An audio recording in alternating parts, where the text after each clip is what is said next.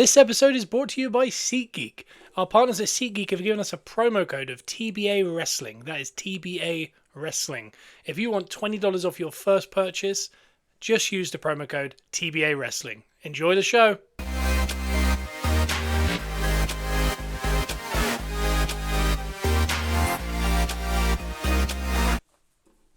Welcome to Gunners Are Us, where we are positively Arsenal. And that we are. Did you sense there's a slight pause in my voice after no. the intro music? Just because I'm fresh back. You are fresh I haven't back. done this for a minute. Yeah, it's been 3 weeks since Joe was on the pod. He's been in America. He's been in a hurricane. I've done it all. He's done it all. I've done it all. He's enjoyed himself. I had a good time. He had a very good time, but he's missed a lot of Arsenal. I missed loads of stuff. He missed a lot of wrestling. Yeah.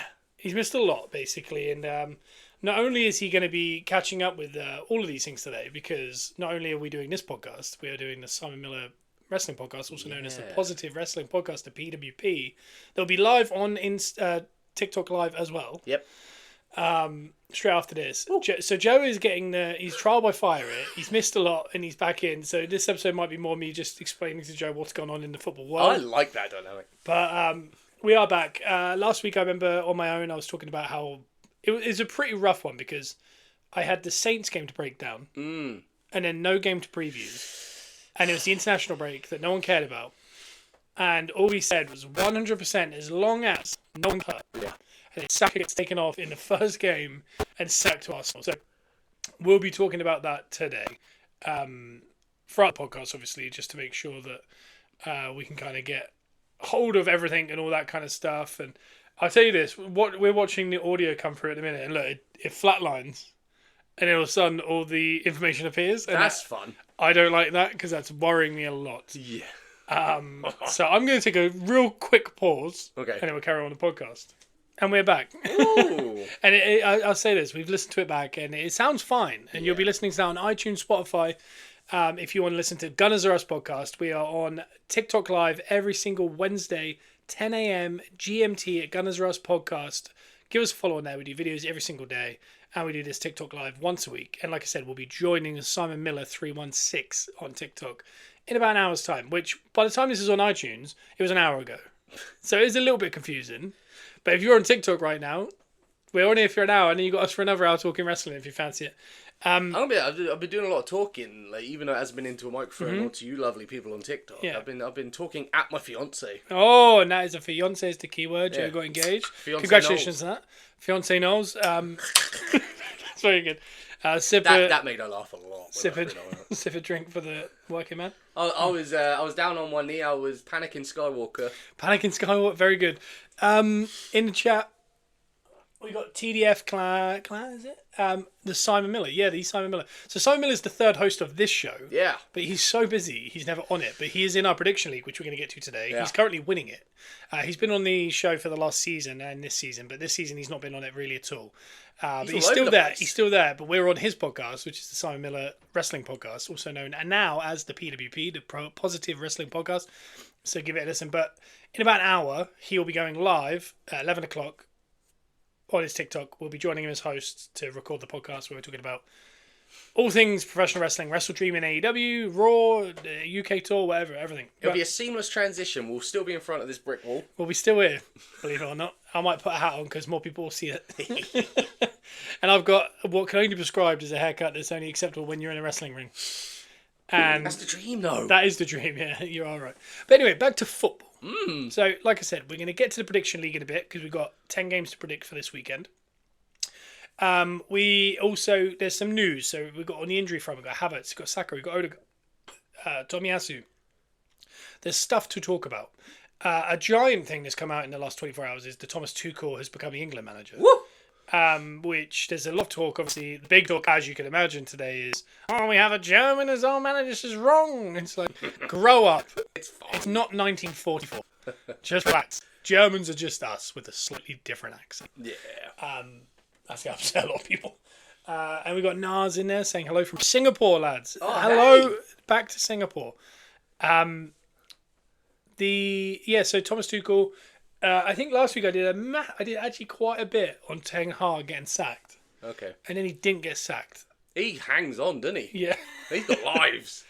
Yeah, in the chat already we've had what's more likely, rain in the UK or Tuchel playing Saka at left wing back? I'd say Both. if you don't like Saka at left wing back, don't watch international breaks going forward. Nah. I'll say that. We'll make him work harder. That's what he needs in between games. Yeah, that's what we need. Just I want him harder. bombing up and down that wing. Not only attack, Harder. Not only attack, defend as well. Do both. TDF says, I like the idea of Tuchel being in budget. Do you know what? I don't mind it. I thought Southgate Yeah. had a generational team for the last 3 tournaments. Yeah. And he went to a final and he lost. He went to a quarterfinal and lost. He went to a final and he lost. Yeah. And by the way, very impressive. Yeah. But I think we all felt the exact same throughout the whole tournaments, where this isn't something's wrong. Yeah. It doesn't seem right. But we somehow get there. It's like he was a builder with state-of-the-art tools, like the best tools he could possibly All the best get. materials as well. But he didn't quite know how to finish off the house he built. Yeah, that's exactly right. I think, I personally, this is my take, I think he was a mid-manager and he had generational talent. Yeah. It's the equivalent of going, Tony Pulis have Man City for the season. Yeah. And what Tony Pulis would do was he would come second by a point. Yeah. Because the team's good enough anyway. It would run itself. But you need that little extra, like what Pep or someone would do to get him over the line. And I think that's... Pretty much what Pep whispered into Adama Traore's ear the other day. Yeah. Whatever he whispered in his ear is that finishing touch. Might be. But that's what I think Southgate is. And I think I don't think he underachieved. I think 2 finals and a quarterfinals is actually impressive for any nation, especially in knockout football. Anything can happen in knockout football. Doesn't matter how good you are. So it's extremely impressive. I just think if a manager had a little bit more about him, he would have won at least one of those. If not, I'm going to be honest, we should have beaten Italy and we should have beaten Spain. We should have won 2 Euros running. Yeah. The World Cup, I don't think that's necessarily our problem. I think Kane missed a penalty. We're just a bit unlucky. But the style of play in which he does is so defensive. And he scores and then he sits. I don't necessarily think Tuchel won't not do that, but Tuchel has won Champions Leagues. He has won leagues. So I think he might have a bit more about him to do that.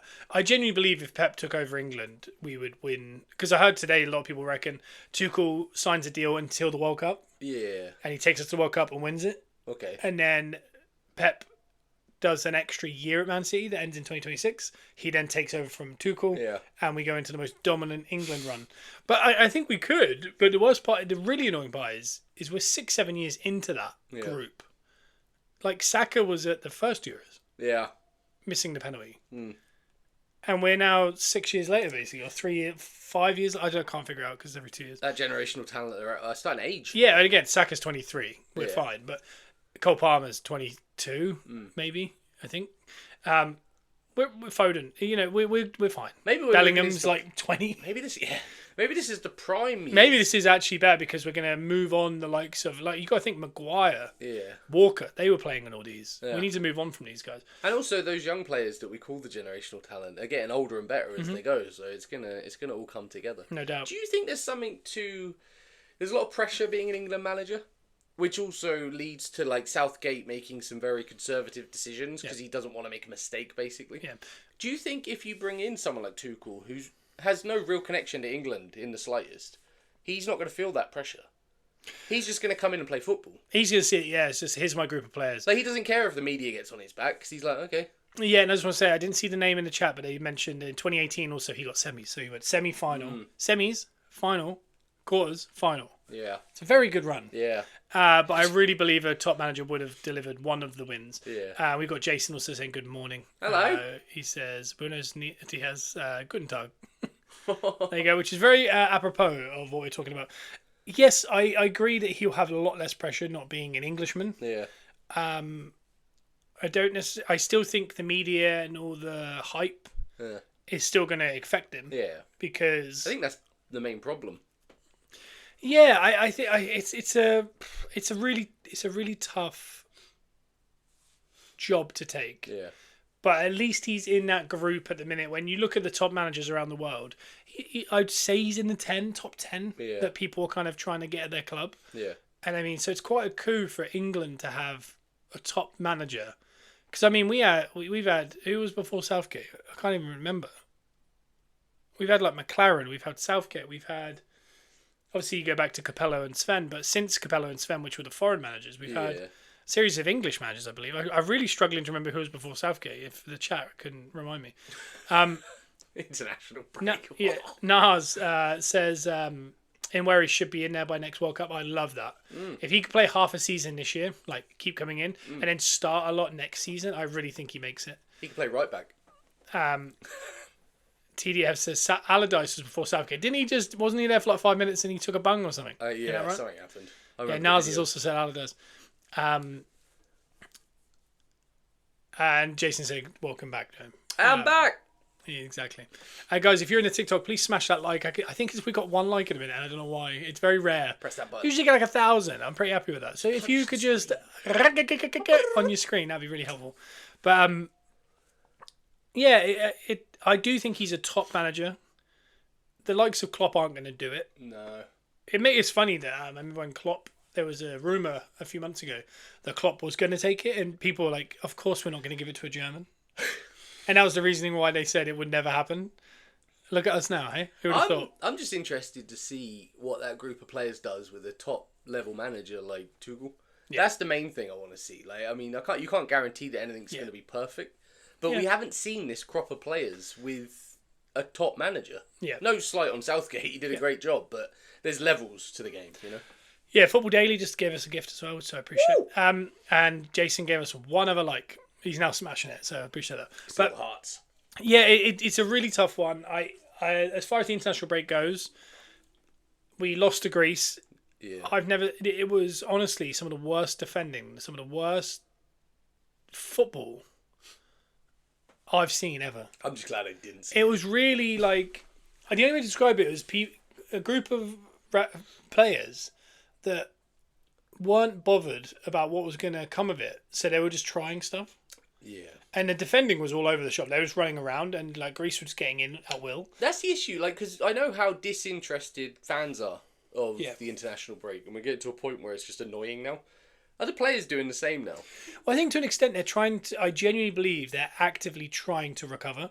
Yeah. So when they go to the England game, like Rice is playing 90 minutes twice, and when you look at that, you just go, all that guy needed was 2 games in a week before. So he plays on the Saturday, then Thursday was it? Yeah. Something like that. And then the Sunday, and he's back at Arsenal for the Saturday. So in that 14 days, he plays 4 times, 90 minutes. Quick question: can you overcook rice? It becomes sticky. And it gets that film on it, and I don't know if that's the same thing. All the water disappears. It sticks to the pan. Yeah, no good for anyone. But I think they go into it going, because when I was watching that Greece game, I was like, there's no way the way that any of those players were playing would play like that if they were playing in just a regular Premier League game. No. Like, the way Trent was playing was not how he would play against Southampton. Like, the level in which he was playing, the same with Rice, same for Saka, every of them. Yeah. Like, I think they're playing with, like, it doesn't matter if we win. Yeah. I don't want to lose. And I want to win. But you know what? I'll try this flick around the corner. But I couldn't do that at club level, because if I did, they might boo me. Yeah. Because it's desperate, we have to win. That kind of, in the Premier League, it's like you have to win every game. It's pressure, yeah. It's such a pressure that, in Arsenal against a low block and he gets to 87 minutes, it's 0-0. No one wants to be the guy who loses the ball. No. In that game, we were 1-0 down, and everyone was willing to be the guy that would just flick, like, someone would be like, oh, I'll just do a little back heel. Yeah. And it just goes nowhere, and everyone's like, oh, well. Like, they played in that kind of mentality. Yeah. And I think with that, they're playing at 60-70%, and they're actively recovering their bodies ready for the Premier League. And it's because they put all these in. We've always known there's an international break before Christmas. Yeah. There's an international break in March. That's always been a thing. Yeah. That's fine. But adding 3 games Premier League and then World Cup qualifiers, 4 games in the Premier League, Nations League, 3 games, and next month, believe it or not, friendlies. Why? So it's like before the Premier League would hit 10 games, there would have been 3 international breaks. And then the players come out and say, do you know what, I'm sick of it because we're getting injured, we're getting overworked. Yeah. Do you know what they're not getting overworked in, the Premier League? Because we're playing the same amount of games as they were in... Like, Arsenal this year will play the same amount of games as they were in, like, 99. Yeah. And people will argue that point, but it's true. Like, because if we become top 8 in the Champions League, we're not going to have to play the playoff. and then we go directly to the round of 16. So we're playing the exact same amount of games. And I mean, for example, Arsenal last year went out of the Carabao in the FA Cup really early. Yeah. So they didn't play 60 games. They played 49, 50 games. I mean, Trent, a couple of years ago, I remember the Liverpool team played 60 games. They played maximum. And up to the last day, they nearly won all 4 trophies. And again, they had a drop-off the next year, but that's a lot of games. Yeah. But you know what they didn't need was the tournament in the summer, a tournament in the following summer, and then in between it, 5 international breaks where they played twice. So that's 10 extra games. So Trent that year played probably close to 90 games in 12 months. Keep playing. That's what they're annoyed at, because before it was like every 2 years you play Euros, every 2 years, and then another 2 years you play World Cup. That's fine. And then you play the 50 games in the league, like, because you have the 38 in the league, and then you have however far you go in the FA Cup and that. Yeah. And if you're in a big team, you know you're going to play European, so you're going to play extra between 6 games and 12 games. Yeah. Do you know what I think they should do as someone who is like disinterested with international football in general?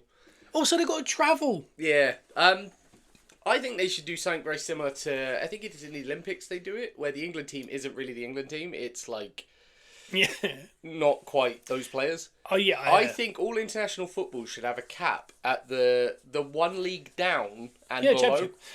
Everyone, the Premier League players don't play for their country. Like, let them crack on with their league. That's aggressive. Yeah, and then let the Championship and downwards in every country, their version. Yeah, I think we might win that at that point. I think that's what they should do. Let those guys have a chance, and let the Premier League players just crack on with all the other stuff they got to do. I think you're crazy for that comment, but I think I fully agree with, like, for example, we have friendlies coming up. Pick a squad of 28, or whatever you have to pick, 24, of players that haven't been in the last couple. Yeah, players that need a shot. Like, try them. Yeah. There's no benefit. I know that benefit is like, the manager has to see how they work together. But guess what? By the time we get to the middle of March, half the players are going to be injured, half of them are going to be out of form, and we're going to have a different team anyway. And so the whole premise of like getting into the rhythm is like, it just, like, Thomas Tuchel could come in this month, and he plays next week, and he goes, here's the 11 I want. By the time we get to Euros, Smith throws the main guy in the team, Cole Palmer's injured, Saka plays right back now, and, you know, the keeper's now Dean Henderson, who he played Pickford this week, and you go, did you learn a lot in November? Like, you can't learn something when you play every, like, 4 months. The only benefit he has is these 3 in a row that are really quick. Yeah. But then there's a giant gap. Yeah, and then after that, there's a giant gap before the actual tournament you have to worry about. It doesn't make sense. Club football, you get to see these players day in and day out, train together, see how they work, like really hone a style. He gets these players for like a week.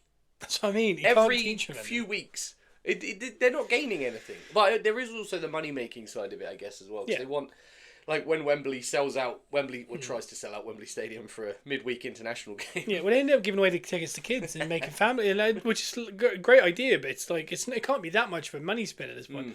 TDF said it's so crazy your idea, it might actually work. I think we have to. But I think just use more. Like, don't use the exact same players. Learn more. Like, use these ones to learn. Is there some players in the Championship that would be good enough that we just don't realise because they play for Leeds, they can't play the England. But then next year when they come up with Leeds, everyone's like, oh, he's got to play. He's play. It's like, oh, okay, now he's in the Premier League. It's like nothing changes. He's still the same player. Yeah. Again, I know he's not against the same quality of player, but I'm not saying these guys need to play in the World Cup in 2 years. No. But find out more. Yeah. And give people like Saka and that rest. Because otherwise you have people like Arteta who go, Havertz is injured. Even though he played to 96 minutes, absolutely fine. Yeah. And then a day later was like, I've got a knee injury, I can't play for Germany. And everyone was like, yeah. All right. Like, teams just lie. Yeah. And again, it's a tough one because I know the players really not love playing for England, but they really respect the process of being like, I want caps and I want to play for England. Pride there. And I think a lot of them are mates. So, like, I think... Like a mini holiday. Yeah, like Trent and Saka and people like that aren't with each other. Yeah. Look forward to it because they're like, oh, we're in base camp together. And we're on the same team. Yeah, we like when we go to Finland, we're in a hotel together. We all get to hang out. We all get to do team bonding. Yeah. And it's like, probably fun for the players, really. Yeah, they like it because they get to be around guys from their areas that they don't play with. Well, they probably, like someone like Saka probably when he plays for Arsenal, he's probably looking at Chelsea and going, I'd quite like to play with Cole Palmer. That looks fun. Yeah. And then he gets to. So... Yeah, exactly. I just think the sheer mass of the amount of international breaks has been what has been my issue this year. Too much. I don't know if it's more than usual, but the Premier League hasn't got going. No. It's stop-starty. And I mean, as an Arsenal fan, we've talked about it. The fixture pile-up was horrific anyway. Yeah. But to do that broken over 2 gaps was even worse. And we had suspensions, injuries that were coming from the international breaks, adding to the woes of having to play City and Liverpool. Well, coming up Liverpool, but City, Tottenham away, Villa away. Yeah. We were like gaining injuries from not our own problems. Yeah. On top of that fixture, and then we go away for 2 weeks, and you go, "Oh God!" And you come back, and then it's hard games again. Then you go away again. You go, and then you come back, and then you have to go. All right, well, let's try and win the next 3. Then we're away for 2 weeks. Yeah. It's like, no, what team could find rhythm? Like England aren't building rhythm. No. The Premier League players aren't building rhythm. I'm not building a rhythm. No one's big. So we're all just like, ugh. We're back. We've got Bournemouth, we've got Liverpool, we've got someone else, and then we're away again. And then we're all just ready to get to that other end. Yeah. Where we're like, all right, now we've got 3 months of football in a row. And what they've decided to do is play every 2 days. Because of the pile-up from having too many international breaks. So none of it makes sense. England obviously won the second game against Finland. Yep. Rice got on the score sheet on an Arsenal perspective. Yep. The game was a lot better. And again, in that Greece game, he did try something. He had on the pitch at one time was like Bellingham, Foden, Saka, Palmer, Rice, Angel Gomez. Yeah. Like he had like a lot of like world class. I respect that. He was just like, see if it works. It doesn't. No. It turns out. No. You need that focal point. It's like we talked about Arsenal. Haaland doesn't make Arsenal play better. He might score a lot of goals. He might make us win the league. That's a separate conversation. But he doesn't make us play better than Havertz does up front. Yeah. Because you need a conduit to the way in which you play. Yeah. And I think with England, he had no conduit in that game, but just a million world-class players. You need a accoutrement. Yeah, and you almost need an Ollie Watkins who's going to put it on his chest and lay it off and go, what's next? Gets the job done, yeah. Exactly. It's what Kane does. And against Finland, Kane came in and that cohesiveness was there again. Yeah. And we've got people like Madueke coming through. There's some really good players. So it was a hard watch. I'll admit I watched the NFL in the second half of the England game and missed all the goals. I might see I think it was 0-0 half time. I can't remember. It might be 1-0. I can't remember, but it was 1-0 because Angel Gomez did a really nice assist to Grealish, which Grealish now has half the amount of goals of Saka for England. Really? As like someone pointed out the other day, like some of these things, there's certain stats that are very worrying. Yeah. About certain players, but yeah, the game was fine. But I really during the first half we were winning in that, but I was just like, my God, it's hard to watch, and I can't tell if it's you can't create that feeling you have for your club side until there's a tournament. Because again, these games mean nothing, even though they mean something. You need consequences. Like Nations League, we had to beat Finland because then we needed to be promoted back to the first spot. So we then compete to be in the tournament for Nation Leagues, which we don't want. You don't need that. Like people were saying the other day, like, oh, every international team wants to win a Euros, a World Cup, and a Nations League. It's like you've created a new one there that has 3 teams in it, and no one cares about it. I don't need to win it. Like if we won a Nations League, we would be like, it's come home. No, it's not crucial. No. I'll be honest. Right now, I don't know what that is. It's the Nations League's been around for a while now. Yeah, it's in between the World Cup and the Euros every year. That's what we needed. Yeah, it's another tournament, but it's a 3-team tournament. They should probably start sending these players to the Olympics as well. Why not? But we were talking about travel as well. Is like Martinelli and Gabriel. Yeah. They fly back to South America. Yeah. They play a game, then they have to fly somewhere else, then they fly home. There's so much going on. At least with England, I mean, the players stayed in. Like for Saka, he was in London, probably in his home. Yeah. The whole week. Yeah. And then he flew to Finland, played a game, and then flew back, and then was in his home, and then went back to Arsenal training. Yeah. So it's very minimal upset for someone like that. Again, he didn't go to Finland because he was injured, which is another problem. Jason in the group says Nations League is hard to care about. It's just not a real thing. It's just a made up. It's like the Club World Cup that might be coming to. I said coming to the. We've already got it, but they want to televise it, make it a bigger thing. The Club World Cup, and no one cares. I like watching Real Madrid versus Palermo. I don't know. The Community Shield's more important than all these things. Yes, I care more about the community. Like, Yeah. it's so hard to explain. It's like we were trying to talk about we're NFL fans, and you pick a team based on whatever you think, whether it's a logo, a place you've been. For us, it was places we went to Texas. Jay supports Houston. I support Dallas. We started supporting them. I probably started in 2008 and 9 kind of time. 2009 for me as well. Yeah. It took a few years to actually care when they lost. Even though I supported them, you were like interested in the game. You watch it, and at the end, you go, shucks. You got to put some time in, yeah. For example, when Arsenal lose, that's a 5-day baboon. Well, we have to come on here and talk about it as well. Yeah. But with Dallas, it was like I was trying to create a feeling that I have with Arsenal with this unknown entity that I've now decided to. And again, if you love the sport, you start to really hone in on it. Yeah. And that's what happened. But it took about 3-4 years before, by the time that it got to when we lose, I'd be like genuinely like, oh no, like like you're starting to go, oh, we need a new coach. You start getting to these conversations that we're all, if you're listening to the show, we're all in those situations. Yeah. But England feels that way. It's like you're trying to replicate something until the tournament. When the tournament comes up, I'm super into it. Yeah, it's fun. But like when we lost that final, I just moved on. I went, oh, that's such a shame. Your mail's really good. And then I had dinner. And then I carried on with my life. It was different when the Saka penalty miss.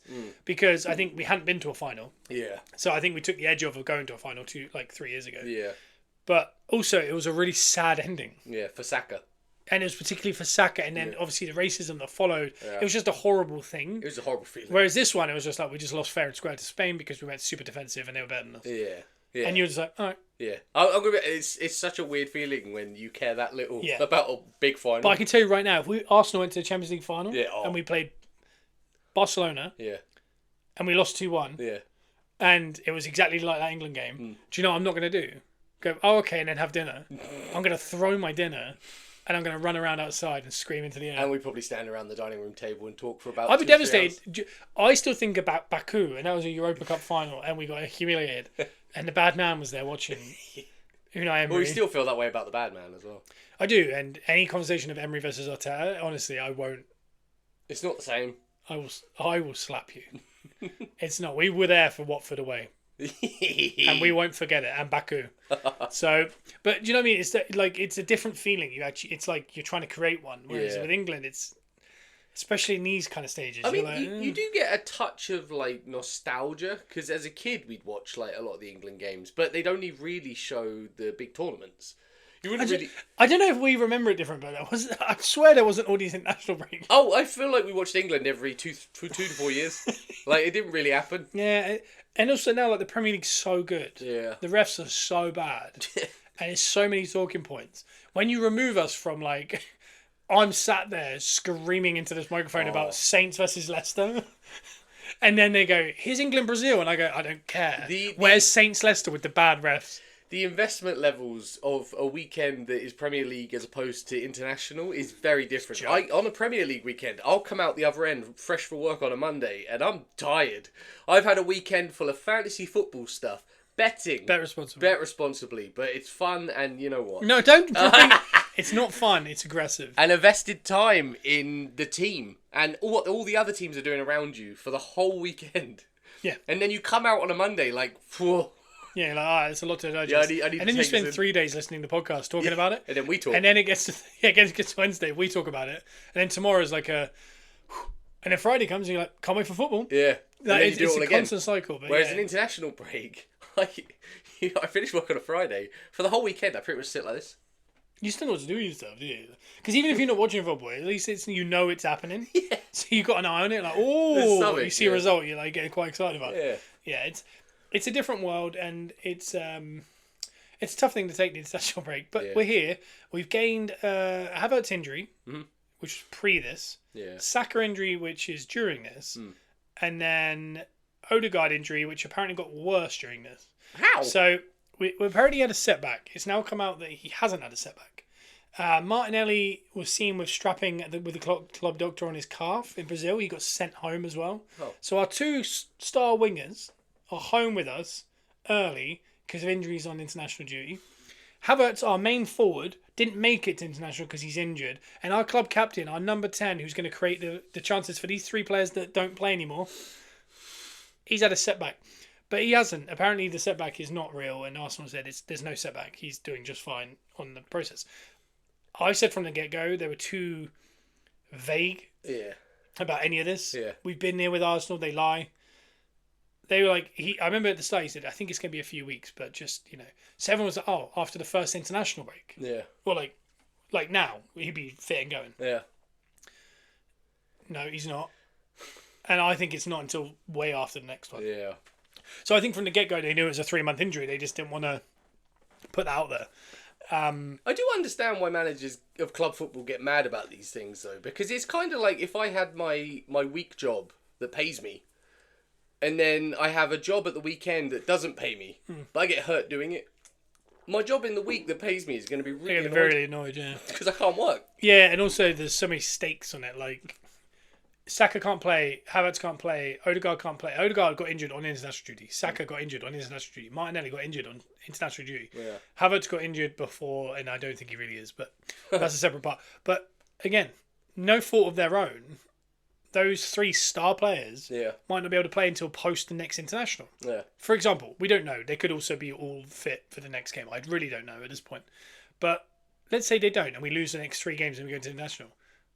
There's a genuine chance Arteta loses his whole job and then has to go get a job in Spain and move his entire family who have lived in England for the last 15 years to Spain. Yeah. Because that's where he goes.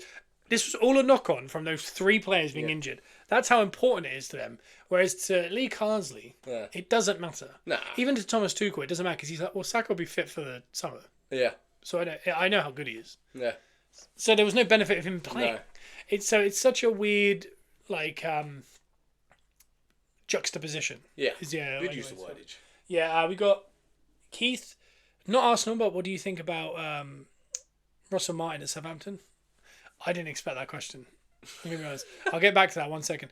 Get rid of all international breaks. I'm done with them. From Sam. Yeah. I agree. Pretty much in a roundabout way. That's what we're agreeing. Yeah. Getting back to the Russell Martin, I don't know. Honestly, I think he. Do you know what? I don't know enough about it. I don't even want to care to comment because I really don't know. They got a massive game this weekend. I'll say that because I got it on my Bet Responsibly. Yeah. My daily revealer team. I've got Leicester to beat Saints, and that's a big game. And I worry that Saints will definitely lose to Leicester at home. Yeah. But we're going to get to that in Prediction League. Yeah. As far as Arsenal's injuries, those are the injuries. Tomiyasu has had another setback, believe it or not. Kieran Tierney's been rumoured to be going back to Celtic, potentially, in January. Yeah. Which we expect. We kind of expect him to get a loan deal and then hopefully a permanent deal in the summer. Yeah. But as far as that all goes, we got to go away to Bournemouth at 5:30 this week. Yeah. Bournemouth at 5:30 on a Saturday evening is never a fun game either. I've watched a few big teams struggle with that. Yeah, ironically, Bournemouth away has been a really positive game for us in the last couple of years. If you remember, 2 years ago we played there in the pink kit, the iconic pink kit. Yeah. Saliba scored that worldie. Jesus and Odegaard were out of control, just unbelievable to watch. And we won 3-0. Yeah. And it was one of those days where you went, this team's actually all right. Because it was early on in the season. And it was that first season where we actually challenged. And we didn't think we were going to challenge, but we were like, oh my God, we're actually really good. Yeah. And the Saliba chant started. Yeah. Yeah. You know, to the tune of Tequila. Yeah. And then last year, I think we won 4 or 5-0. Yeah. And it was the one where Odegaard gave up the penalty to Havertz to get him a goal. And by God, has that had a chain of like a chain of events beyond that point. It changed everything. It changed everything. That guy might be the main guy at Arsenal now that if you take him out of the team, we will struggle. Yeah. And I mean, if you had said that to me that day at Bournemouth, yeah. By the way, you can listen to the podcast back. Always liked Havertz. Always thought there's a player in there. I didn't know where he plays. I just think he was good for the team. Yeah. I just didn't know what he does. Fast forward to this time, he's our main man. Yeah. He gets it. He works hard. He works does hard. The job. Doesn't scores. Stop. We were 3-1 up against Saints the other day, and he bullies a guy in the top corner of the field. It's 96 minutes. Pushes him off. He takes it off his chest. He runs with it. He pushes another guy off. Another guy comes in. He pulls him down. The other guy, and then he ends up winning a foul. There's no reason to be doing that hard at 3-1 up. So, it's just one of those. He's one of those players that just and again, the Bournemouth game has triggered that. Yeah. So it's been a really good place for us to go. I do have a memory of us losing there in the FA Cup, I think, and the 3-3 with Giroud doing the scorpion legs. Oh yeah. I have these images, and the thing with those ones is they were both kind of like sunset-y type games. Yeah. Very nice. Yeah. Whereas I'm looking at 5:30, I could see that being under the lights, and your boy, what's his name? Not Semedo. Semiedo? Yeah. He Dangerous. just danger. Dangerous. I could see real danger. Shoot. I could see real danger on our horizon, especially if we might. I mean, there could be no Havertz, Saka, Martinelli, Tomiyasu, Timber, Ben White. That's an Odegaard. Amazing. So I mean, that's a lot of players to be missing. Again, all of those players could play. Yeah. Because I really don't know, because Arsenal lie a lot. And I've definitely watched Chelsea struggle with this game a few times over the years. Yeah. For some reason. Yeah, and also in the chat, we got Keith saying one of those players you don't appreciate what they are until they're missing. Yeah, exactly. Oh yeah. As far as Kai Havertz. Also in the chat around Russell Martin, he said if they were to lose this week, he has to go. I agree. I think he will be the first manager sacked, especially if you lose. If you win this week, could have a little flurry. Yeah. Jason says 12:30 and 5:30 games make me more nervous. Yeah, I agree. Do you know what's weird? The 3 o'clockers, there's such a nice feeling because you can't really see them. I know people get VPN. Feels like the pressure's off because you can't see it a little bit. But recently, those games have been the most uncomfortable. Yeah. Watching scores coming, oh my god, we're still losing and we're drawing. Okay, it's 90 minutes. All of a sudden you're like, oh my god, we win. Whereas at least with TV, you can just sit and watch it. Okay. Yeah. At least you're in control of it. Yeah. But I don't know. The Bournemouth game does worry me a little bit. The injuries worry me a lot. Oh yeah. Jake says the problem you and all the other teams competing at the top of the table is City go on a mad run. City have had a really nice start to the league. They're playing away at Wolves this week. Yeah. Other than the fact that KDB is out in a minute and Rodri is now out for the season. But their squad is big enough. They're good enough. There's not really an issue. But the problem being is when you look at their fixtures, around 12 games to go, they don't have one hard fixture. Which means they must have a cluster between the next international break and the last 12, which is aggressive. Because every team has an aggressive period. But when you look at their last 12 games, City are notorious to win their last 10 games in a row. And that's even if they have hard fixtures. But when you look at this year's particularly, you go back, I was looking at their fixtures at the start of the season, you go back and you go, oh, the last 6 games, they're going to win them. Yeah. You go, oh my God, last 7, 8. They're going to win the last 12 games. That's an easy 12 games. They're good at running at home. And all of a sudden you go, oh my God, they're gonna just get hot at the right time. I think genuinely Liverpool could be 7 or 8 points clear in January. The way City's fixtures are and the way they get at the end of seasons, I think they will still win the league. But again, or not. Maybe because when Rodri's missing, it's a problem. Yeah. Another missing is Liverpool are going to have Alisson missing. Sorry, Jake says, you say last 10, I dare to say last 17, they don't drop a point back in the end of the season. I know it's mad, that second half of the season, they just kind of, and they don't even necessarily look unbeatable, they just plough through wins. It's just, here's a win, here's a win, here's a win, and you just go, oh my God. What was I saying? There was something I was saying. Liverpool. Alisson. Some would say that Alisson missing for Liverpool is very similar to when Rodri misses for City. There's a difference in the style of the play, the nerves they have at the back, because it's not him behind there. Yeah. Callagher is still the backup, I think. Is it Callagher? Am I completely butchering and going back in time there? But he had a whoopsie daisy on international duty. So they just look a bit sus, and he's not back for 6 weeks. We're playing them in 2 weeks. Yeah. I think if we're playing the current Liverpool team without Alisson at home and we have everyone fit, I think that's going to be a really good game. We are booked that night, so we won't be seeing that. Fantastic. It's a very frustrating feeling. When you look at that and you think, okay, and then Liverpool, by the way, have had the easiest fixture list of any team in record, I think. Yeah. And they've come away unscathed except for the Forest game, but they're still top. They've got Chelsea this week, then they've got Arsenal. Yeah. Tough. all of a sudden it's starting to pick up. And I know they have a run later on, maybe next month, but I think they have Real Madrid, City, and Saints away or something in 1 week. Wow. So everyone has that week. Like I said, we've already had a couple of them. Yeah. With the at Atlanta and the PSG, the start of the season, Man City, Villa, Tottenham. It was all within very short succession. We got through it relatively unscathed, believe it or not. Yeah. I say unscathed. 2 suspensions and about 5 injuries. But on a personal level, we were definitely scathed. Yeah. But I think we did all right points-wise. I'll say this. If we go out at the Vitality this week and we see Havertz, Martinelli and Saka line up, I think we're okay. Yeah, we're doing all right. Ideally, Timber as well. Yeah. I really like Timber, and I think he's being a big miss that last game. Last 2 games, because he got injured at the first half of the PSG game. He missed the Saints game. He missed international duty. Yeah. Him and Calafiori and Ben White, because Calafiori is just a wild card. Yeah. He's such a fun player. He isn't Ben White, though. No. He is not. He will allow a player to beat him. Yeah. And Arteta's going to like that and dislike that, because we know Arteta likes 4 centre-backs. Yeah. Like, Timber is his ideal right-back. Yeah. And so is Ben White. It's just, I'm going to stop the ball, I'm going to move the ball, I'm going to overlap, but when they attack, I'm standing here. Right? Yeah. Calafiori's going to be standing next to Havertz a couple of times, and we're going to go, I don't know what's going on, but it's fun. Trying to get some long shots. And I don't think Arteta's the biggest guy on that, but he's also started him every game since, Yeah. he brought him in, really. So we needed to add a little wild card to the mix, I think. Well, a lot of people, we've been talking about, we need a wild card on the wings. Yeah. He might be that guy. Someone a little tricky. He might be the winger that we're talking about, but he's just coming. Doesn't just go between the lines. He just does what he wants sometimes. I mean, for a defensive signing, he's certainly affected our attack. So yeah. It's a very good one. But yeah, like I said, if we can have Saka, Havertz, Martinelli, because obviously, again, if Havertz is out, it starts a whole string, because Jesus comes in. If Martinelli's injured, Trossard comes in. So Saka's injured and Wary comes in. Yeah. And then who's playing number 10? You have Moreno, Rice and Partey in the middle.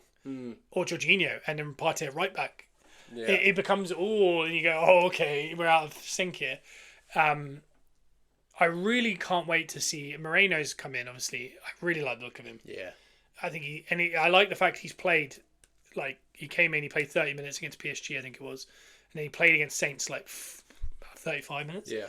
And I like the fact he's just playing. They're not kind of easing, it's not really an ease-in.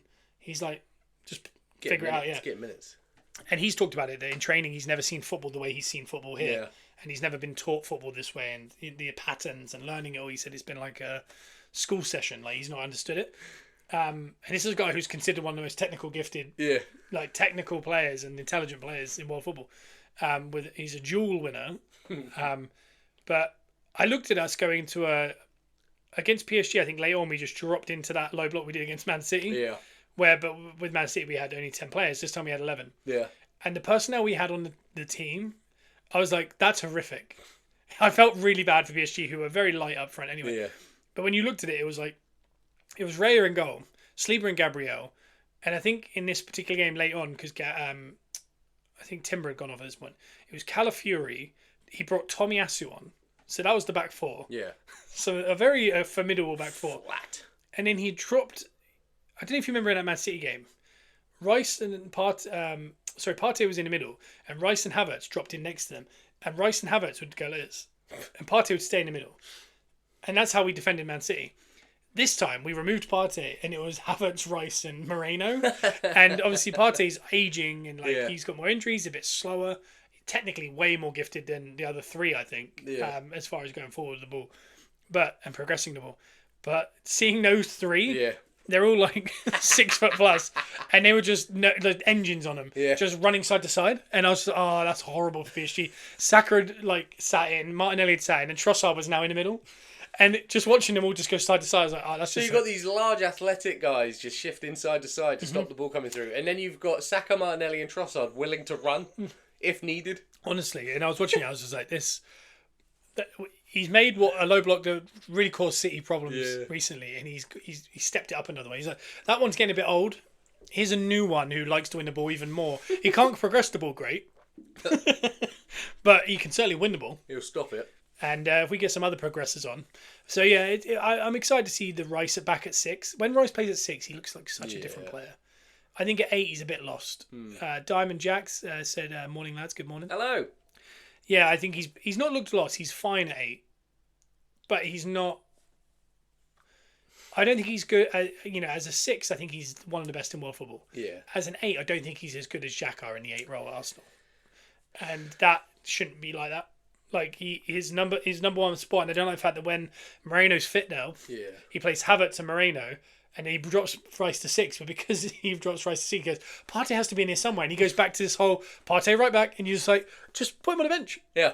And then later in the game, bring him on. When you need him. A fresh Partey progressing the ball later on in the game is a real problem for other teams. And it'll conserve Partey as he ages as well. Yeah, exactly. So, and this is what we've needed with Partey. I think Partey can stay at the club and be a really world-class player for a few more years. Yeah.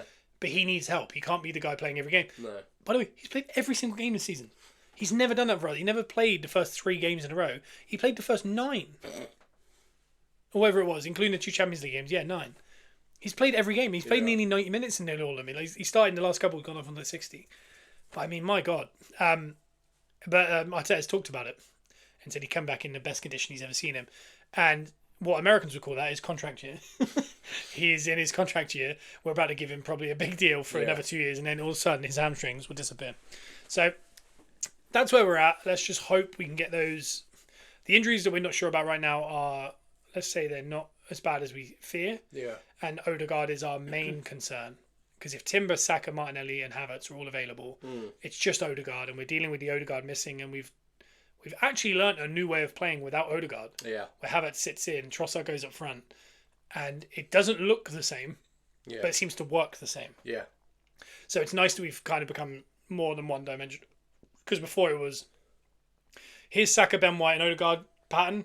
Everyone in the team get the ball to that pattern. Yeah. That pattern will figure out something. They can't do that now. So Saka's now roaming in, and we haven't seen Saka. Saka's been stuck to that touchline. Covered by players. Covered by players, and knowing that full well the ball needs to get to him so Ben White can overlap. Yeah. Odegaard can come in. Whereas no Odegaard, there's been no Ben White. Yeah. So we've seen Saka kind of drifting in the field and having shots, things we haven't seen in a long time. So it's been nice to kind of see Saka playing in a different way, and it just means, against Bournemouth, maybe we'll see, let's say in 3-4 games time, we might see the Ben White, Saka, Odegaard triangle. And everyone will go, not this triangle again. Yeah. And then the next game, no Odegaard. Arteta likes options, so this is good. It's a good thing for us. Yeah, they're developing options, and that, like you said, is one of the biggest things in football. Is we now, people get into a low block, we force shots, we win corners, and now people are scared of our corners. They don't want to do that. So now teams don't want to go in low blocks, and that's what football's about, moving around, kneading the bread. Yeah. What we're going to do next is Prediction League. So far, we've had 7 weeks of Premier League football. Yeah. And I can tell you last week... Only 7 weeks? Well, 2 weeks ago, yeah. 2 weeks ago... Well, it's been 11 weeks or 10 weeks or something, but there's been 7 games. Yeah. I got 6. Simon got 5 and you got 3. Ooh, that's being away. My head wasn't in the game. So Joe is now on 31 points. Yay. I'm on 32. Simon's on 35. So Simon's still ahead, but it's tightened it up. I was very behind, and now I've kind of gained a tiny bit of room. But that's where we're at. Let's get to the fixtures. So this week, 12:30, we've got Spurs versus West Ham. Chat and TikTok every single week, Wednesday, 10 a.m. GMT. Gunners Rush podcast. We do these predictions. So let us know in the chat what you think your predictions are. But the first one is Spurs versus West Ham, a little London derby. Some would say the forgotten London teams having a little game in the distance. On a churned up pitch that was used for NFL. Yeah, and, if this game happens and no one watches, does it happen? Yeah. That's the big thing with this one. And for that reason, I'm going draw. Joe's going draw. Didn't exist. I'm going to go West Ham because I hate Spurs. Yeah. But I honestly think the Spurs is... West Ham's Super 11 that they made is not very good. And Lopetegui is on his way out. So... He's getting stressed, isn't he? Like, he's struggling. It's West Ham job. And that's what people underestimated the job that Moyes did for so long. And he dealt with that stress. Because there's a pressure with West Ham that is much bigger than what the club should be stressing about. Do you think Moyes is maybe the most underappreciated manager of all time? I think so. The fact that his only trophy is that trophy, and it was like in last year or 2 years ago, is the reason he'll never get the plaudits. Like Rafa Benitez said, until you win trophies, no one cares. Yeah. And football is done that, but I do think he's a really good manager. I think he would have done better in United if they stuck with him. Yeah. I think he was great at Everton. He overachieved. I think at West Ham, he's proving how high he overachieved. Yeah. Because while he was there, he won him a European trophy, Mm. He got him up the league. We were talking about him more. He stable. sold players. They were stable. They were very stable, and then they thought, you know what, we need a manager like Lopetegui, and we need to spend a load of money. They did it, and look what's happening. And the manager's like fried because of the pressure. And Man United's still a mess since he left. Yeah. Sam in the chat says 2-1 West Ham. I'd have to agree. Victoria Cordia Crescent says hello, guys. Hello. So yeah, Joe's going draw. I'm going a West Ham win just because I'm wishing for it. Yeah. The next game is Fulham versus Villa. That is a good game. That's fun. I really like Fulham. Why couldn't this be on at midday? Yeah, Fulham. We're really unlucky away at City. Yeah. They went 1-0 up. They should have gone 2 to 3-0 up. Yeah. They ended up losing it. But I mean, City have shown some cracks in some of these games. Yeah. City are definitely not working on all cylinders, but nor are we. No. And we're just getting past Leicester's and Southampton's. So in this early stage, people are still trying to figure out there's injuries. I'm sure they'll hit top form. Yeah. I mean, they're missing the equivalent of Rice and Odegaard for us. Yeah. So I mean, they're missing some players. Villa, they've had 2 weeks off now, obviously with the international break, so they should be freshish. But straight away, you're going straight back into Champions League. All these things, they're going to play every 3 days. Their minds are going to be elsewhere. I think Fulham are a really good side. I'm going to go Fulham. Do you know what? I'm going to join you. I'm going to say Fulham are going to win that one as well. It's a really hard game to call. Both teams, I think Fulham are better than we expected, and Villa aren't quite as good as we were expecting. So I think a fair shout is a draw, but I can't go draw again. Yeah, I've already gone draw for the game that no one's watching, so that's true. I'm going Fulham. Okay. The next game is Ipswich versus Everton. Ooh. Now, Everton were struggling. Yeah. They've had a couple draws and a win in there. That draw they got at home to Newcastle was very hard fought. Yeah. They could have won it at times. Ipswich, they drew 3 on a bounce. It's the problem with Ipswich is they're just not scoring enough goals. No. Everton actually do score a lot of goals. Yeah. I could actually see this being an Everton away win. Okay. I'm gonna throw it out there. This season so far, scoreline wise, bet responsibly, but anytime I've done an accumulator at the weekend for the Premier League, I go with what I assume is going to happen based off of just what we do here. You kind of have a slight knowledge of what might happen. Mm-hmm. The opposite happens a lot. So what are you going to do? I'm going to go Ipswich. I think Ipswich could get a win here. I think this is their day. Next game is Man United versus Brentford. And I have a big thing on this every week. If this was away at Brentford, I go, we're all going to look at that and go, Brentford are definitely winning that, and Man United will win that one. The ones they would struggle with are at Old Trafford. Yeah. I'm going to say this is Brentford because I'm going to go with what I always say, and I end up going the opposite. Because I say that, and then I go Man United at home, and then I go Brentford at home. So I'm going to go the opposite. I'm going to say Brentford are going to win this and actually stick to my theory that Man United struggle more at home. Yeah. Do you know what? I'm going to... Because I've dropped off a bit in the league, I'm going to have to take a chance here. I'm going Man United. Okay. Normally I wouldn't. I think this could be Brentford, but I think it would be Man United. Okay. Next one is Newcastle versus Brighton. Fun game. I say fun. It might be a hard watch, that. The teams are doing all right. I'm going to go Newcastle. Okay. I really don't think Brighton are as good as we think. Do you know what? Looking at what's coming up, I'm going to go draw for this one. I think it would be a tight game. I think it could be high scoring. I really enjoyed Brighton's game against Spurs. We haven't spoken about that. Yeah. One of my favourite games I've ever seen. Danny Welbeck sealing it as well was fun. Honestly, and then Ange coming out afterwards and being like, yeah, that's us. Very good. The next game is the big one, the Russell Martin one. Saints at home to Leicester. Okay. I said earlier in the show, I said Leicester, so I'm going to stick with that. Yeah. I think Leicester are a better team than Saints. The only saving grace is Saints are at home. Yeah. I don't know. I just fancy Leicester. I'm going to go Leicester as well. Okay. I don't think Saints have got enough. I think they're going to struggle in general. All round, so. Yeah. The next game is Bournemouth Arsenal. We're going to go Arsenal, obviously. Oh, yeah. Because we do every week. Probably 2-1. Yeah, just maybe. I'm actually very worried about that game. Yeah. The next one is Wolves Man City. Yep. I have a theory because Wolves are bottom. Yeah. I don't think they're as bad as what people think. No. I think the only team that had a harder fixture list to start the season than Arsenal is Wolves. Yeah. I think it's more of a fixture. I mean, after 15 games, if they're still bottom, there's a problem. And I know momentum's a thing. Yeah. But oh, it's so hard. I hate predicting Man City games because we need them to lose. Is so hard. You know what, I'm going to start. I'm going to go draw. Okay. I'm going to draw. I want them to drop points. I don't think they're going to lose to Wolves, but I'm going to go with Man City. okay. I think this is still continuing Wolves' hard fixtures. Yeah. And I think until they get out of this and get a little bit of daylight, they can then start putting something together. Because all they need is if they lose this, they win the next two. Yeah. All of a sudden they'll be like 13th, and you go, okay. The next one is probably the pick of the weekend. It's Liverpool-Chelsea. Is that? That's the 4:00 game, isn't it? Yeah. Okay, cool. Liverpool-Chelsea. Liverpool under Arne Slot have continued where they left off with Klopp. Yeah. They look very good. Like I said, it's hard to tell because they've not really played anyone of note. Yeah. Other than Man United, but that doesn't really count. Yeah.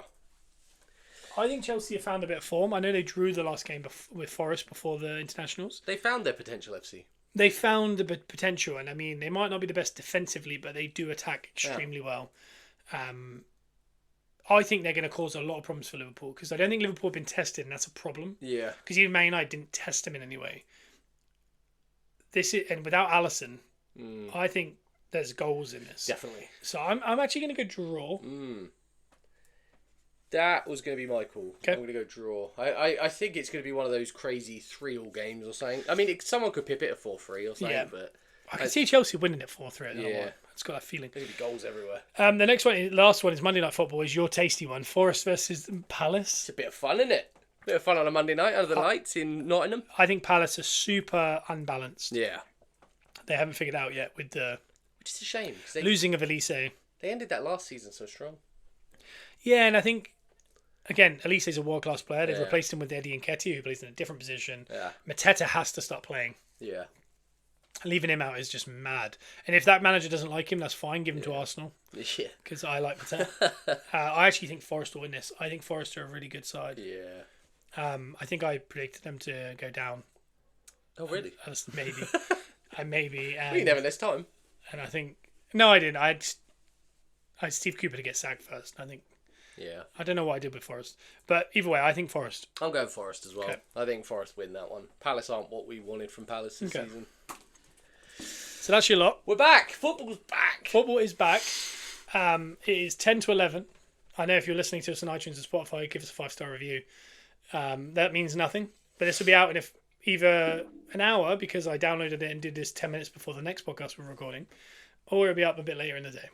But we got banks to go to, doctors to see, Talk wrestling. podcasts to do. So if you're listening to us on TikTok right now, guys, hang about. We're going to go offline, and then we're going to reappear online in probably 20 minutes with Simon Miller talking about wrestling. If you are listening to us on podcast, download the Simon Miller podcast, also known as the PWP, the Positive Wrestling Podcast, where Joe and I will be talking all things wrestling shortly, and it'll be up later on in today. So we'll be back next Wednesday. We'll be talking about everything that happened with the Bournemouth game, the fallout of the Tuchel news, God knows what, who was injured, who wasn't, and getting ready for a big match with Liverpool. Yeah. That'll be this time next week. So we will speak to you then. For now, enjoy the podcast, and we'll see you next time.